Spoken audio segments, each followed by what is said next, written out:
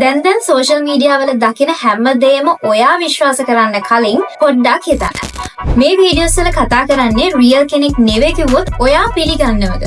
ඕනනම් ඔයත් මේ account එකට ගිහලා බලන්න. ඒකේ වීඩියෝස් වල හොඳට views එහෙම තියෙනවා. මොකද මෙතෙන් දෙයාලා health tips වගේ ඒවා දෙන එක නිශ්චිත කරගෙන Amazon වගේ websites වල තියෙන products පවා sell කරනවා.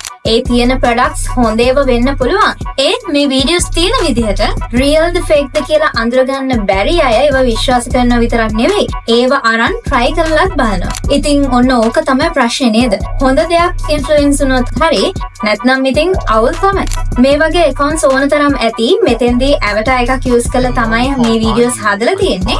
ඉතින් සමහරුන්ට නම් මේවා AI වලින් හදලා කියලා තේරුම් ගන්න පුළුවන්. lip sync වෙන විදිහෙන්, කතා කරන style එකෙන්, එහෙමත් නැත්නම් හැසිරෙන විදිහෙන්. ඇත්තටම අපිට ක්‍රියේටිව් දේවල් වලට මේ AI tools use කරන්න පුළුවන්. මේ තියෙන්නේ ඒවට එක example එකක් තමයි. හැබැයි සිංහල වචන pronounce කරන මේ වගේ quality video එකක් තාම මම දැකලා නැහැ. ඔයා දැකලා තියෙනවා නම් comment කරන් යන්න.